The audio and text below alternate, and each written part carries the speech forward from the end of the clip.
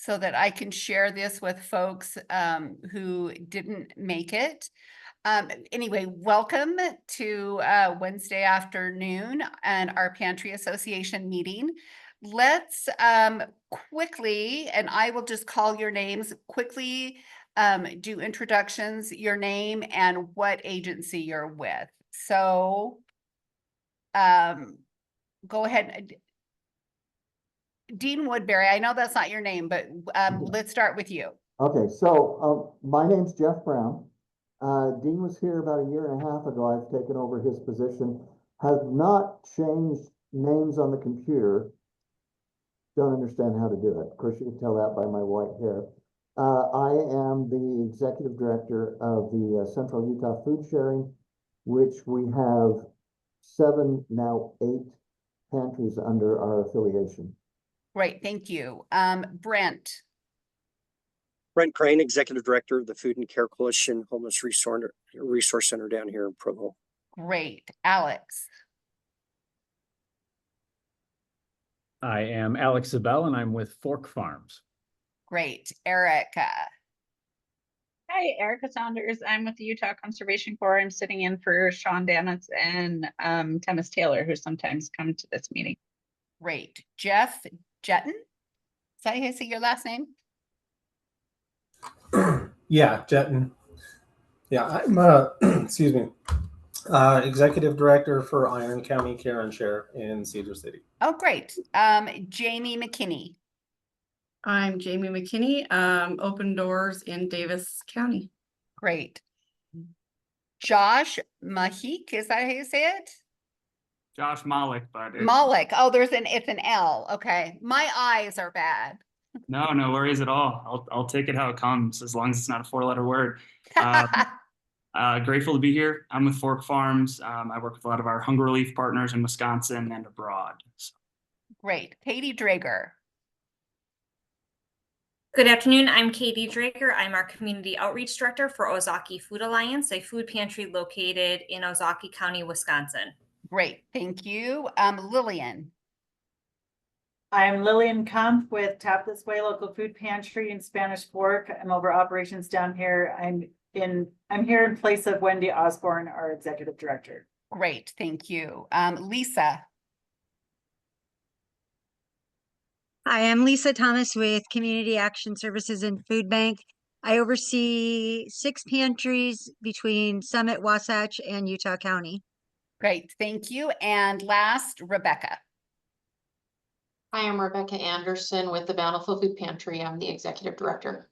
Great, thank you. Okay, so we're going to do 2 things. We have Josh here from Fork Farms. I think I mentioned him last time we met, and he has agreed to come and do a presentation about their program, and then some folks who work with him. And then after that presentation, I have a couple of funding opportunities that I want to talk about. So Alex, I will turn the time over to you. And do you need to be, I'm going to do, I'm going to give you like the ability to share. Oh, perfect. Thanks, Jim. Okay, you should be good. Let's see.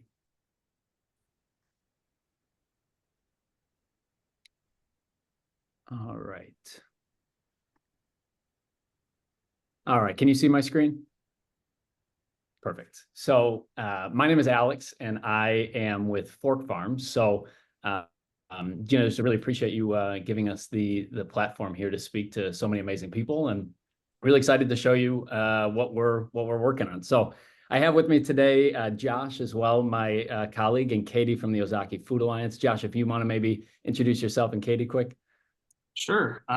Again, Josh Malik, Partnership Development Director for Fork Farms. I've been doing this work for about 5 years. My quick story is I was in product development and product management for a decade in kind of corporate America, got really burned out. It was kind of soul-sucking work, and something I've always been passionate about was gardening, fresh food. And when I decided to, start a family, it became even more important to me. I learned a lot more about our food supply chain, and especially related to food insecurity, both nationally and abroad.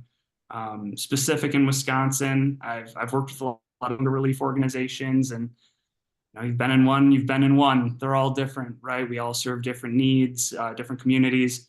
And my focus has been to empower our partners to grow fresh food in a decentralized way, directly in their pantry, engage their community partners, and grow culturally relevant fresh food for the people that they serve. And I'm very grateful Katie joined me today. She's amazing. She, Sarah, Mark, all the people over at Ozaki Food Alliance. They're a great success story. I can't wait to hear what she has to say as well. But they've just been another great example of a way that we're helping to feed more people around the country. So Katie, I'll let you go next. Oh, sure. My name is Katie Drager. I am Community Outreach Director for Ozaki Food Alliance. We are only a 13-year-old food pantry here in Ozaki County. We've grown very rapidly over the last few years and just moved into a brand new building. We used to be in the basement of a church. I've started with the organization as a board member, volunteer, and came aboard as a employee the last 3 years. I have the same story with Josh as far as I was in corporate finance for many, many years, had the same kind of burnout or just needing to fulfill a different part of my life. And by being a board member and volunteer, that led me in the direction of finally coming aboard to be an employee. So we brought on our first Fork Farms, I believe in 2018 or 19 with Josh. And it's been a great 5 years. We were pretty much, as what I've heard, we're one of the fairly early adapters of it in a food pantry locally. And it's been a joy to have in our pantry. I spend a lot of my time giving group tours or bringing people through the pantry to learn more about what we do, to kind of bridge that knowledge gap that sometimes is out in the community about what a food pantry does and what we're here for. And every time my Fork Farms, when I have visitors in the pantry, are the hottest topic of conversation. So yeah, with that, I'll turn it back over to Josh. Yeah, thank you, Katie. And so I actually just wanted to start off, if I could, by just showing off a quick video. Katie's organization, the Ozaki Food Alliance, was just featured in a national piece by CBS. And so I wanted to give just kind of some more context to their program and what they're working on there. Our series, Rebuilding America, looks at a school lunch revolution in the middle of the country. Now, you probably remember your school lunches as unappetizing piles of meat and overcooked vegetables, but not in Wisconsin. Some schools are not only growing their own food, but also harvesting and serving it the same day. Roxana Saberi shows us how one man's experience at an urban farm led to fresh and tastier foods for students hundreds of miles away. At Ashwaubenon High School near Green Bay, Wisconsin, a fresh take on cafeteria food is flourishing. When you get a bite of the salad, it's just amazing. I eat it every day at school. So fresh. Do you know where it comes from? No idea. It was grown and picked just down the hallway. Fresh food can be grown easily in Wisconsin in the middle of the winter. With no soil in sight, this indoor hydroponic garden relies on circulating water, special nutrients, and around-the-clock light from LEDs. We've done tomatoes, beans, sugar snap peas. Each month, the machines cost around $360 to run. But nutrition coordinator Caitlin Tariainen says the school is actually saving money by growing 850 pounds of produce for up to 2,000 students instead of buying organic greens. A lot of our kids aren't exposed to fresh foods at home just because it's financially hard for the families to purchase those kind of things. Is this the only place where they're getting fresh vegetables? It may be, absolutely.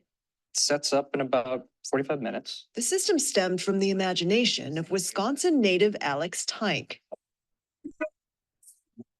Trained as an opera singer, he got into rooftop gardening in New York City between gigs and turned the 2,500-year-old technique into a modern-day company called Fork Farms. Food is already having to travel further and further to get from seed to plate. Our food system is failing us. It's probably some of the best lettuce I've ever eaten.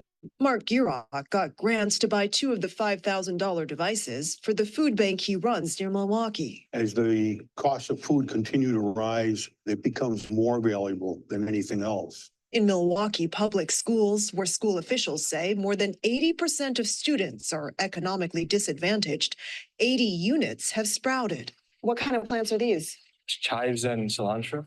11th graders Absheng Zhang and Theo Her help manage the largest one in the basement of Vincent High School. So did some... Yeah, a lot. A lot? Yes, a lot. Since we do grow culturally diverse vegetables, I've learned a lot more because at first I didn't know what bok choy or tap choy was, and I really liked it. And teacher Tyler Foote says they're harvesting more than just vegetables. We want to show students that we're able to grow food wherever and however. They're planting seeds for a healthier future. Can you one day feed your whole school with what you grow here? It would be a dream of ours to be able to do that. For CBS Mornings, I'm Roxana Saberi in Appleton, Wisconsin.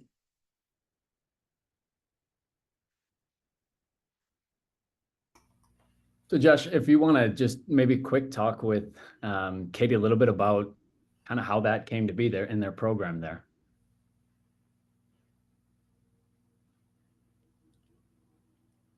Josh, do you want to go first? Sure, and it'll help if I unmute too. Yeah, our relationship started, as Katie said, kind of in the heart of the pandemic. Alex will give a little bit more context to our organization, but we were a small startup based in Wisconsin with this cool technology that we could grow a lot of food in a small space. And during COVID, we realized one of the areas that we could really help was to provide fresh food access directly at the point of need. So we actually partnered with our Department of Agriculture, Trade and Consumer Protection. We got some ARPA money, and we deployed Flex Farms to about 20 area food pantries throughout the state of Wisconsin, Ozaki Food Alliance being one of them. In addition to the Flex Farms, I know they got some additional products like refrigeration and other things just to kind of help with their operations. But we were kind of a small piece of the pie and helping to just improve operations, bringing more fresh food to the plate. We face a lot, and a lot of the conversations I have is around food supply chain, right? So I work a lot with Feeding America, Eastern Wisconsin, Hunger Task Force, and a lot of the feedback that I get from them is, a lot of the produce that's grown, about 95% of fresh leafy greens, is grown in Salinas Valley, California, or Yuma, Arizona, which I know Utah is much closer to. I'm actually in Steamboat Springs, Colorado today, so I'm kind of close to y'all. But in Wisconsin, food has to travel about 1,500 miles just to get to our state, let alone to the grocery store or distribution center, and then ultimately to a food pantry. So the issue we were trying to solve was to just have it grown where it's used, especially with the dark leafy greens, which are highly perishable. We're getting feedback that, even the produce that was being delivered to the pantries, it wasn't super high quality or it was old. So instead, we focus on how do we engage the community in this, show them where their fresh food is grown, and ultimately increase the amount of fresh food consumed in our communities. So that's how our relationship started. Katie, do you want to comment on that at all? Yeah, I will say the wonderful thing about the Fork Farms with having the produce when it's harvested is it lasts a lot longer than the produce we're getting from our retailers. So we have our relationships through Feeding America Direct Connect program where we go out to the retailers and pick up from Target, where we do get most of our produce from. We're picking up 4 times a week. And then we structure our pantry appointments based on when we are doing our pickup, so that if we pick up on Monday, we're open on Tuesday. We pick up on Wednesday, we're open on Thursday. If we're picking up on Friday morning, we're open either Friday afternoon or we're open on Saturday, so that, the things that come in can get out very quickly. Because a lot of the times, by the time we're getting them, they might already sometimes they're questionable and they're composted, and other times they're okay to go out in the fridge for at least another few days to get out to clients, at least like in a 24 to 48 hour window. But with the Fork Farms, the wonderful thing about it is that is our longest living item that we can put in our fridge. When we are done with a pantry appointment, a lot of that stuff goes out to the compost, or we have a animal rescue program that we work with and get them our food. But when we have bags after pantry appointments that are left over of Fork Farms greens, they get to stay in the fridge for at least another 2 rounds of appointments, which is fantastic. That's our thing that actually gets to stay in the fridge.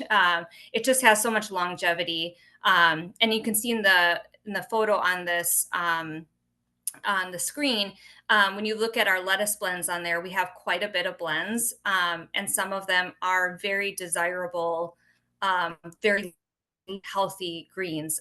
We definitely try to have more of your salad mixes, but we try to bring in a lot more of the blends that we think are very nutritious and very long lasting as well.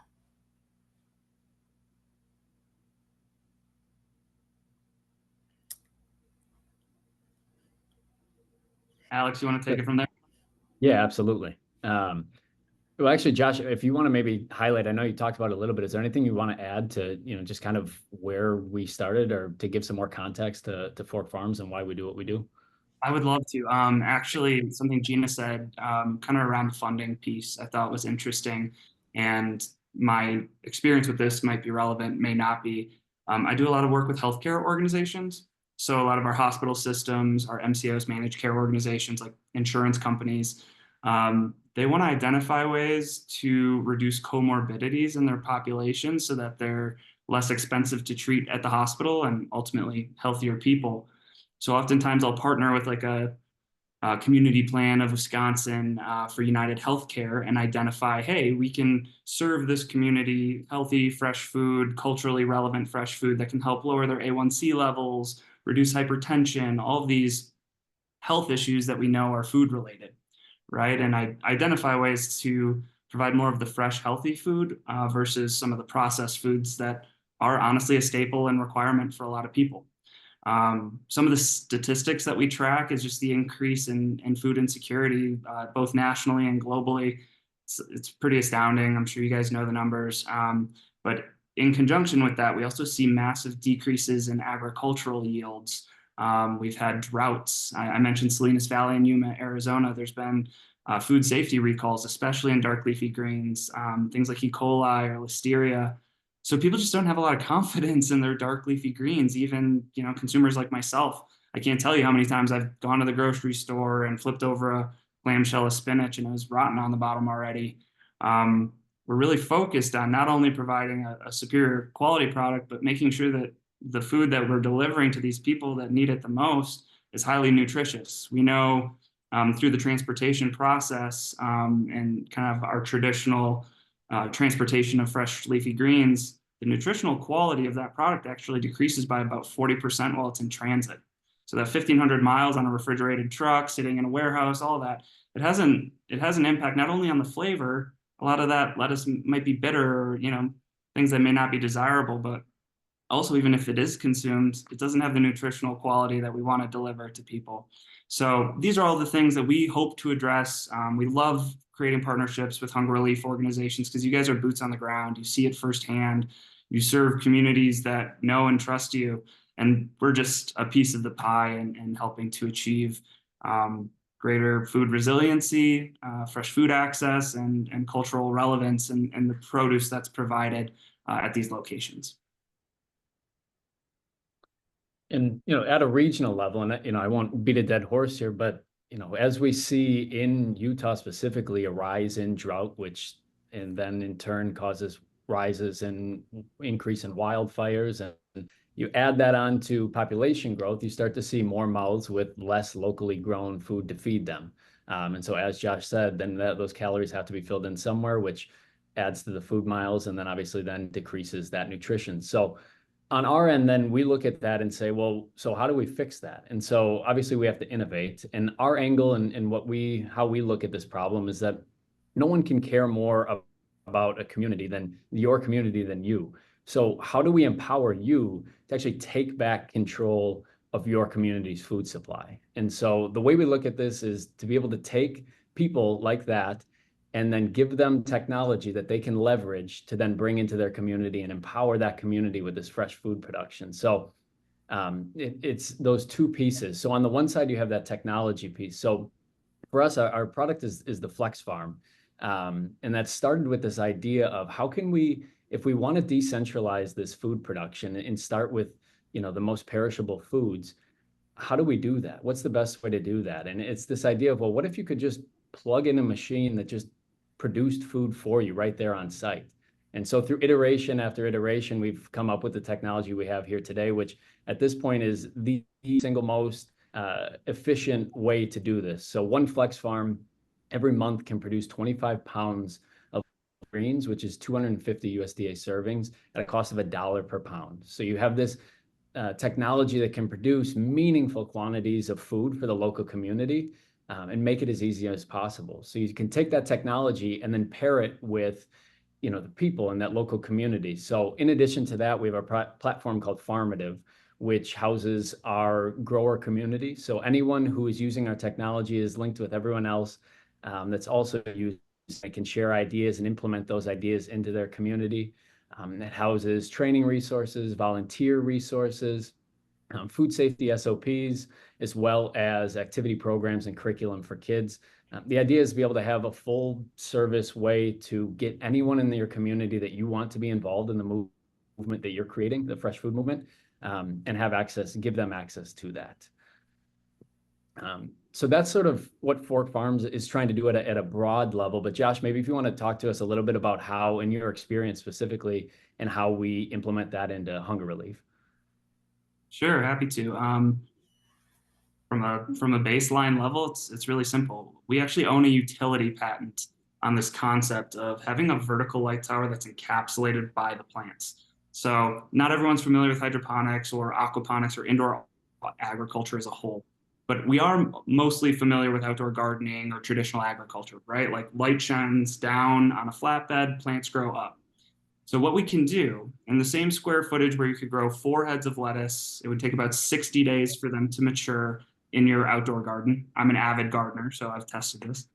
We can grow up to 288 individual plants, and we can cut the time for their maturity by about 50%, right? So a 28-day cycle, 25 pounds of fresh food, grow a wide variety of crops. And as Alex said, our system's on casters, we plug it into a wall, the water's housed directly in the system, there's no external plumbing. And what we found, we actually started working with the food banks, and we learned a lot. The food banks kept telling us, hey, we need more fresh food production, we got to get more to our pantries. But the best way they found to do that was to put the resources directly at the pantry instead of at the food bank, right? Because again, remove the food miles, engage volunteers. We have a lot of master gardeners, and maybe Katie can touch on that point. But master gardeners that volunteer at the pantry, and they get to grow fresh food year round, right? What a cool retention strategy for your volunteers. And then in addition to that, really kind of taking the feedback of the community. In Madison, we grow a lot of bok choy. In Milwaukee, we grow a lot of kale and collard greens, a wide variety, right? So we let the community kind of tell us. It's almost like a grow to order methodology, right? Take a survey of what people would want to eat, and then you can grow it directly for that community. So that's how we've worked in the past. We've done it in a lot of places. Every community is unique, as I mentioned before, but we've addressed it both at the pantry level and at the food bank level. We do have a large scale commercial farm that we're working on with Feeding America Eastern Wisconsin. It's a 50,000 square foot, think of it like a large scale commercial industrial operation. That farm will grow north of, I think it's 500,000 pounds of fresh produce every year. And it would be the first and only large scale indoor vertical agriculture program that specifically services hunger relief organizations, right? So it's built, we get funding for it. We build this large scale farm in Appleton, and then that produce directly feeds into the Feeding America network. So that's how we're addressing this from both the top and the bottom, and scalable everywhere in between.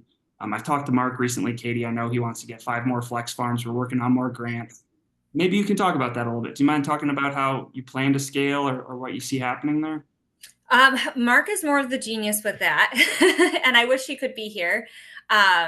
Yes, that is his goal, is that we add in more Fork Farms. Our goal is to eventually branch out more into other produce. Right now, ours is just greens, but and I think Josh knows more of this with working with our Master Gardeners program here, is that their goal is to bring in tomatoes. In that video that you were seeing, some of them had tomatoes and other things they were growing. So we'd love to be able to have more capacity to start to experiment. Right now, our greens are highly desirable, and we don't want to mess with our formula without having more capacity to do that. And the wonderful thing is too, is that we know we have a Master Gardeners group that we can support being able to expand, bringing in more Fork Farms as well. That partnership with our local Master Gardeners group has really allowed our Fork Farms program to thrive. It's allowed Mark and I to be able to do what we need to do on a daily basis at our pantry and really meet the capacity that we are feeling right now as far as our community need, without having to be super attached to the Fork Farms and being there on a daily and weekly basis of knowing what is going on and harvesting and doing all the things that really come with them. But the Master Gardeners have really taken that on. They really honestly make it so that Mark and I can just check in when they need things, order seeds when they need to, discuss what their plans are. They're the ones who are picking now a lot of our different produce that they want to grow, experimenting a little bit. This is a project for them that allows them to get their hours for the Master Gardeners program as well. So it's a real win-win for them. It's brought in a lot of additional interest in their club, brought in new volunteers that really want to work exclusively with the Fork Farms and do only that with the Master Gardeners program too. So it's been a real great partnership, a very mutually beneficial one. And then I just want to touch on the produce in wintertime for us in Wisconsin, especially. We see a lot of times our retailers, the produce, especially the leafy greens, really go down in the wintertime, and things like tomatoes, peppers.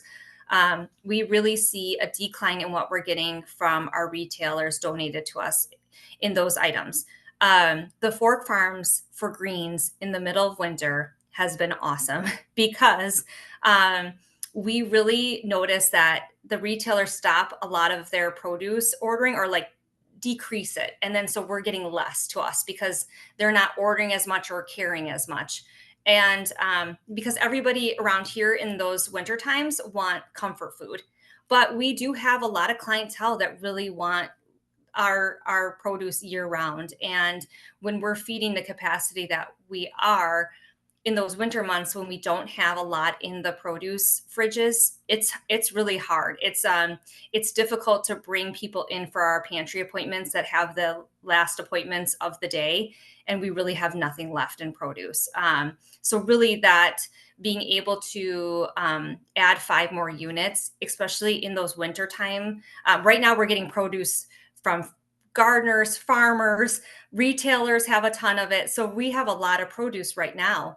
But in March, especially because of spring break, eating habits, everything we turn into a fresh desert in our produce, or in our produce coolers. It's just, there's nothing really much except for our Fork Farms. We can consistently count on that on a weekly basis. So Mark's whole big goal is to really make sure we have 5 so that we can expand, meet that demand in our cold months, and then also expand into some new varieties of things to make sure that we're really filling up a produce fridge in February.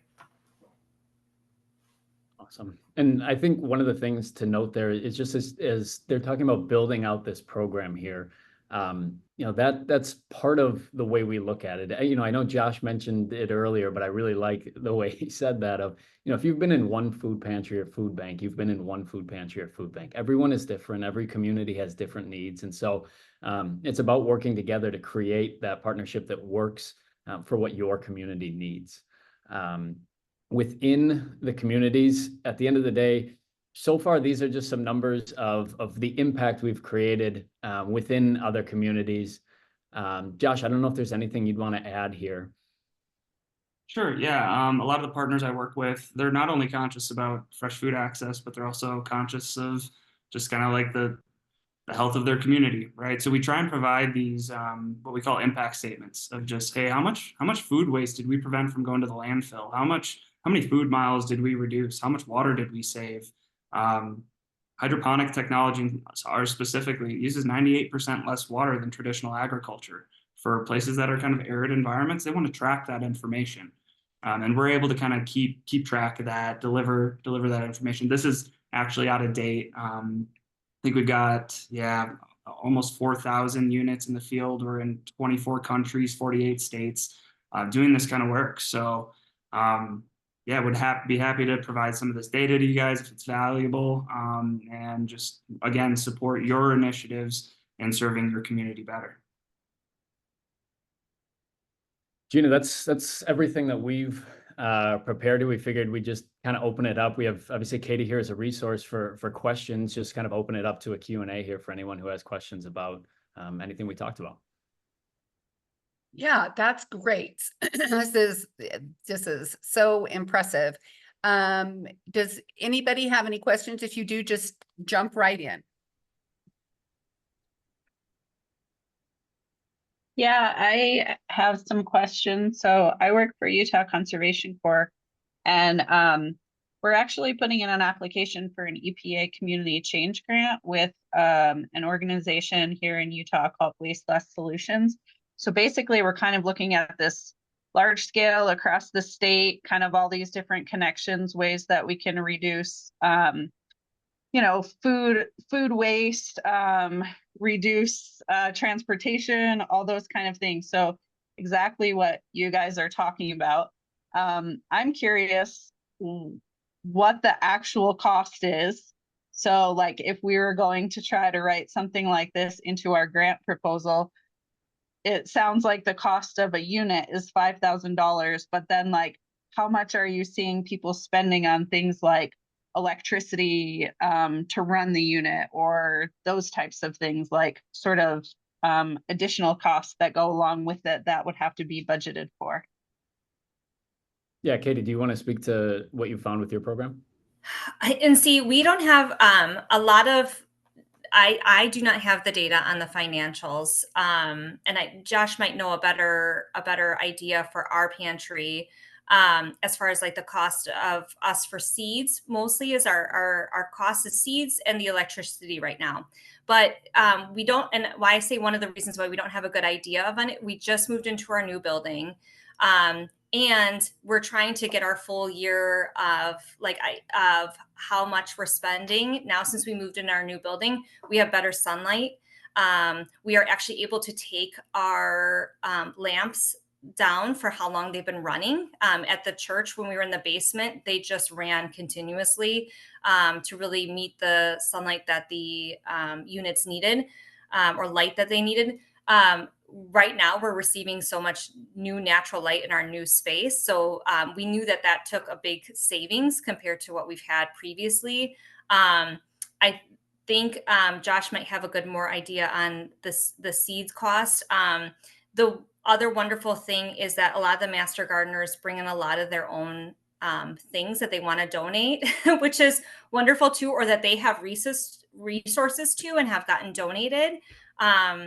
But for us, we know that the benefit outweighs the small cost we have right now. And I'm very curious to see after the full year, once our treasurer in our new space can align the new cost too, especially with the runtime. I think one of the other costs that we had going into is a filtered water for the unit. That for us getting a Culligan water unit was important, just to make sure the water that the units needed. That was a cost, but we worked, I know, with our local source on that to have a discounted program for it being a nonprofit, which was nice. And that water is super important for other things we need in the pantry as well. So it serves a lot of purposes for us.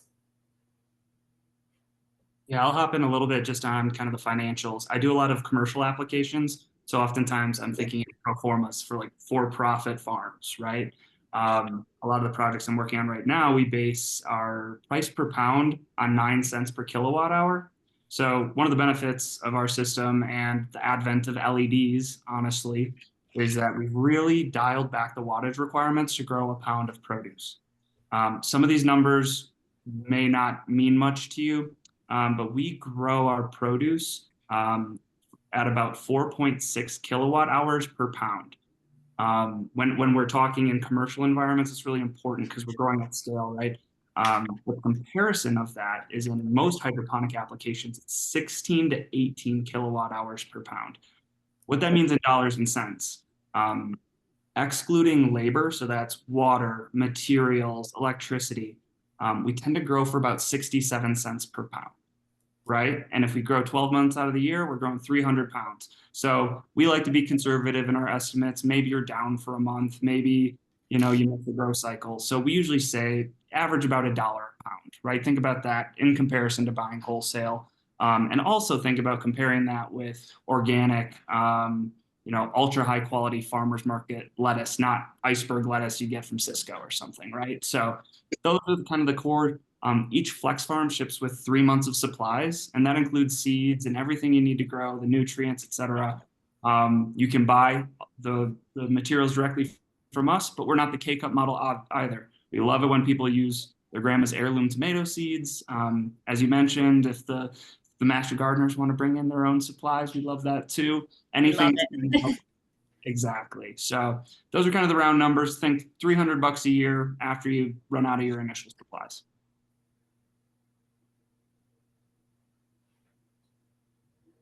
Gina, I could show you the group a couple pictures of our hydroponics and tell you what we spent. Oh, yeah. Yeah, you should be able to share your screen. Okay, let me do that. Can you see that? Are you seeing that picture? Yep.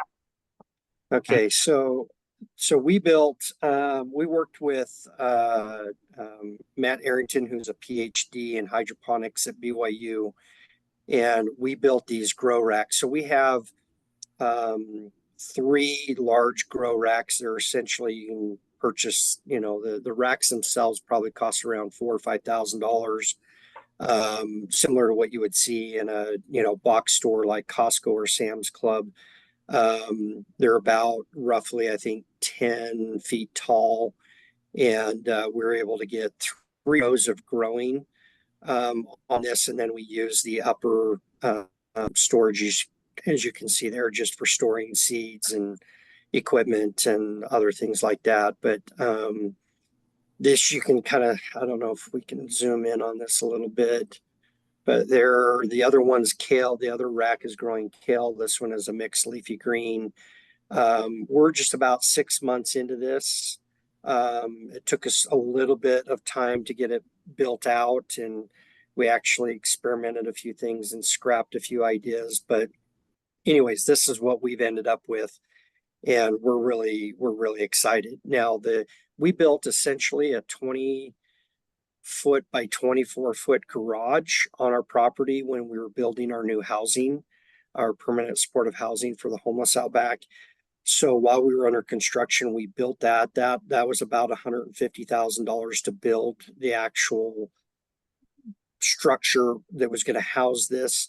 We spent about $25,000 in grow lights and shelving, probably another $5,000 on seed and fertilizer, but some of that's going to last us probably a year or 2, or maybe even more. But we're able to get, I don't know, I don't think I heard it explained in the presentation there, but we've got here. Let me go back. So here's another vantage point looking back the other way. That's a sample of one that we looked at. Yeah, that's our grow racks now. That's the kale. And again, there's 3 levels.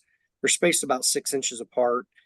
Again, all recycling water. You add your nutrients too. So basically the time frame for us is, it was a lot of time getting it set up and some trial and error to get it where we wanted. But now that it's up and operational, it's great. We have another seedling area where we actually sprout our seeds first and then transplant them in these little small grow buckets. But we've got 3 racks, 3 levels on each one. I think each one houses about 100, and I want to see each rack houses around 600 of those little plugs. So we're looking at it, we could grow about 1,800 to 2,000 plants at any given time in this. And then another thing I don't have pictured is a trellised area where we're doing tomatoes right now.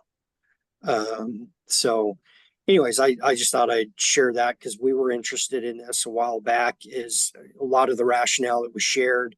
We get a lot of donations around harvest season from from farmers and from, we've got Hayward Farms and a few other farms out there that donate heavily during harvest season and home gardeners, but then it turns off completely. And so this was something that we did to expand volunteer opportunities, to create opportunities of service for our homeless clientele to be involved in, because hydroponics can be scaled. That's the cool thing about it is we didn't do a vertical light on this one. These are volt lighting, and ours are programmed to be on roughly about 12 to 13 hours a day and then off the other 12 hours a day. I think it's 12 on, 12 off. And so there's no other natural light that comes into this unit other than these LED lighting, that you can get online. So anyway, so that's just a quick, and I'll stop sharing that. Great, thank you, Brent. So if anybody wants to come down that's local, that wants to see ours, you're welcome to do that. Great, thank you. Any questions for the Fork Farm folks or for Katie? Okay, great. Alex, thank you so much. I'll follow up by the end of the week with you. Awesome. Thank you guys again for the time, and excited to potentially work with you here in the future. Yeah, great. Thank you so much. We appreciate you coming today. Thank you, Absolutely. Katie. Thanks, everybody. Thanks for all you do. Thank you. Thanks, Josh.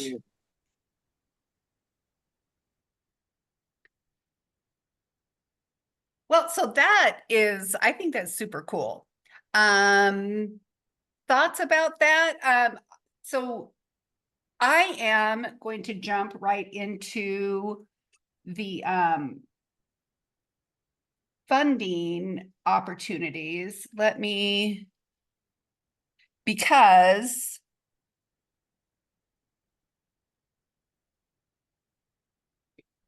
if you're interested in pursuing something like this, just getting, some idea or starting to plan, I got an email this morning last night from the American Heart Association, and they've got funding available for healthy nutrition policy, produce capacity expansion, and nutrition screening and referral.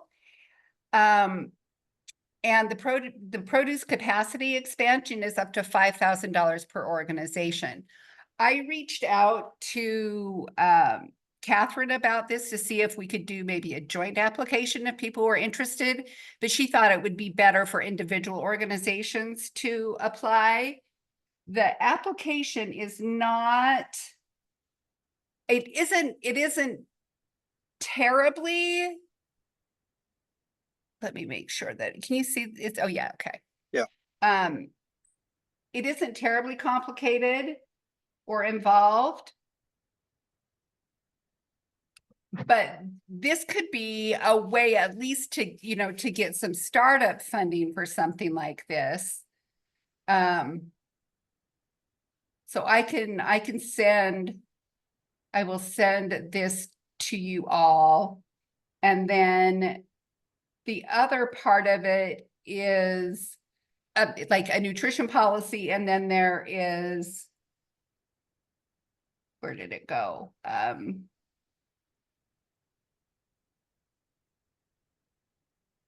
Oh, screening and referral. So if you're doing outreach for SNAP or other nutrition programs, that's also a possibility. So when I forward the recording, I'll forward this too. The other funding possibility, and I don't know if they fund all over the state, but Intermountain Healthcare has a $5,000 grant for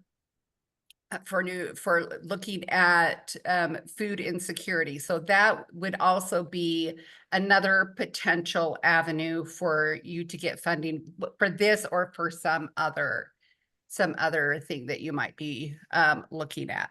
Yeah, Gina, Yeah. we did this last year. Is this a yearly program that we could apply for again? I'm sorry. Oh, wait, just a second. I'm sorry. You applied for which funding? This AHA. We applied for this last year. I would assume that you could apply for it again. Oh, okay. We got a freeze dryer. In fact, it's working right now, and as soon as I get done here, I'll check it and we'll pull out all the apples.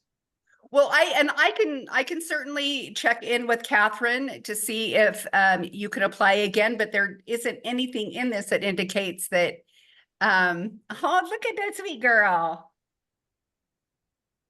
There isn't anything in this that indicates that you couldn't apply again, but I'll double check. But I thought that the timing of this funding opportunity and talking to Fork Farms, and I have no idea if $5,000 for that setup is at a reasonable price, but it does seem like the gal who was on Katie, I mean, it's really, they are working on developing a really, I think, sophisticated program. Brent, what are your thoughts about this, given that you have gone through developing your hydroponic? Yeah, there are some really cool vertical, theirs is a vertical system, ours is not, even though we've kind of constructed it as a vertical system. We've kind of taken advantage of that space, but in a different way. Those self-contained units are really, really pricey, and you can essentially build your own unit if you have some technical experience with understanding how to operate pumps and fertilization rates and other things like that. I think you can do it far cheaper. So for us if we had bought all of their vertical grow units and put it into our building, we probably would have spent 150 grand just on the units themselves. And we only spent, I would say we probably spent less than $25,000 to build our system. And I'll bet you we'll probably have just as much capacity, if not more. But I think there's some convenience obviously in those self-contained units. Purchased, and space being one of them, right? I mean, that's one advantage you have is you've got that whole dedicated. Yeah. building. We built, and again, it's essentially a garage. It's a 20-foot by 24-foot garage that we built with a drain system in the middle. We put in a HVAC unit, heating air unit, to be able to control humidity if we need to. So it'll heat during the winter, just to make sure that we're maintaining that optimal, 75 to 80 degree temperature in the hydroponic system. Again, there was a lot of learning, but if you've got somebody that's done this, like in our case, we partnered with BYU's hydroponics, their plant and science department. They have a whole greenhouse facility up on campus, and this particular professor's expertise was hydroponics. So, and we had some donated items. New Skin had just shut down a $500 million hydroponic plant that had highly sophisticated equipment and and that, and we really didn't need that. We needed something a little bit more basic and something that we could manage without, you know, all the computer technology that was involved with theirs. But we got some equipment that we're able to use and some that we ended up having to scrap and redo. But now we're in a good place. And so like I said, I would offer it up as someone to come and look. I wouldn't advise somebody to not go this route or go this route. I would just do your research into it. And I don't have the final costs of operations yet. The problem is our building, that particular building's electrical. I'd have to look and see. I don't think it's on its own separate power. I think it's connected to one of our other buildings. And so I'm not going to be able to necessarily isolate what those expenses are, other than I could get the ratings on the lighting systems themselves and kind of backtrack the math. But anyways, it's something that our whole staff and clients are excited about, and the fact that we'll be able to have, you know, greens during the months is exciting for us. So. And what other, and you said you're growing tomatoes. We can grow tomatoes, any kind of vine type, you know, snap peas, as they mentioned. You know, we're probably going to do like butter lettuce and kale, and you know, we'll kind of see what the preferences are of the clients. But I purchased quite a bit of seed, and really the time is really when we go to harvest. I don't think it was mentioned, but we can harvest 6 or 7 cuttings off of these leafy greens before we actually have to reseed and plant again. So we put them in the seedling nursery, and then we transplant them over to the hydroponics, and you know, and then we're getting 6 or 7 cuttings before we have to seed again, you know. So we'll probably come up with some kind of a rotation schedule and try to play with some things, see which things grow the best. We're kind of at the front end of it. You're seeing the, you know, kind of our second or third cutting, you know, in terms of the growth, but they were just little tiny seedlings 2 weeks ago, and they're already, you know, 6 inches tall. Yeah, so that's great. Kind of cool. So I bought little hydroponic self-contained things for, like, you know, lettuce and herbs for my kids this last year. Kind of said, hey, you know, one year I bought them a generator. This year I bought them a little self-contained hydroponic, you know, system. It's a, you know, you can set it on your counter, and my kids really enjoy that. So that's cool. So we're just playing around, testing and seeing how it'll work. Great. Well, I will, I'll send this American Heart Association funding opportunity along with some information about IHC's funding.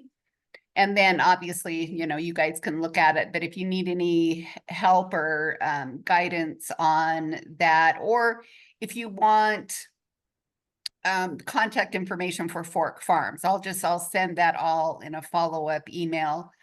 Is there anything else that we need to talk about? Or you want to talk about?